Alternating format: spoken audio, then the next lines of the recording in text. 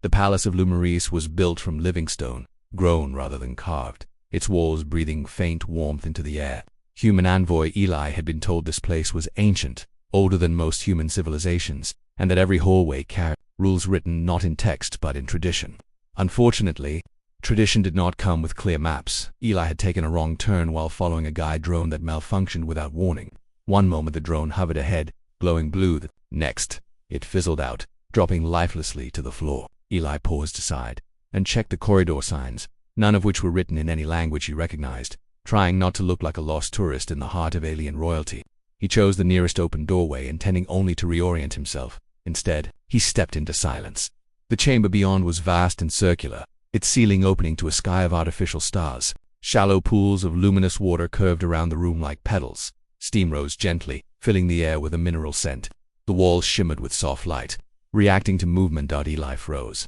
This was no ordinary hall. It took only seconds for him to understand where he was. The royal bath of Lumeris was a place spoken of in diplomatic briefings with the same tone used for sacred ground.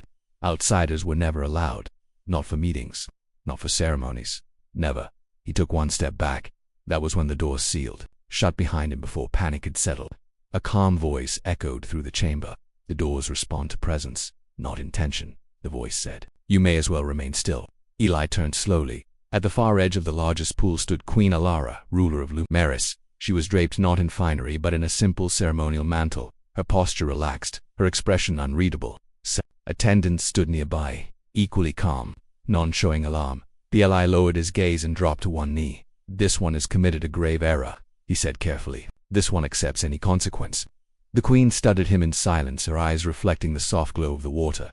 You are human, she said at last. The species that crossed the rift without permission and survived. Yes, Eli replied. Stand, Queen Alara said. You are not here by design, I can feel that. Eli obeyed, heart pounding. The queen gestured to the pool. Do you know what this place truly is? Eli shook his head. This is not a bath as your kind understands it, she said. It is where rulers of Lumeris are most vulnerable, where defenses are lowered, where truth is allowed to surface. One of the attendants stepped forward, touching the water. The liquid shifted color, revealing faint images beneath the surface. Scenes appeared, cities burning, skies darkened by warcraft, civilians fleeing. Eli stared, breath caught. These are our memories, the queen said. Our failures. She turned her gaze back to him. For generations we believed power came from distance, from appearing untouchable. That is why our empire is dying. Eli swallowed. This one does not understand why this is shown.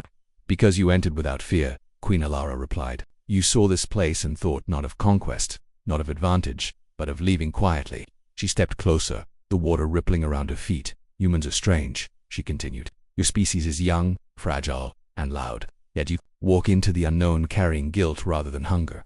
Eli did not speak. He had learned long ago that silence often carried more respect than words. The images in the water shifted again, and this time they showed humans. Rescue ships pulling, survivors from debris, medics treating wounded aliens without hesitation, soldiers standing between civilians and incoming fire.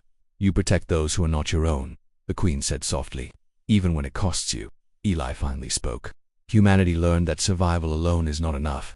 If others fall, eventually we fall with them. The room remained quiet for a long moment. Then Queen Alara nodded.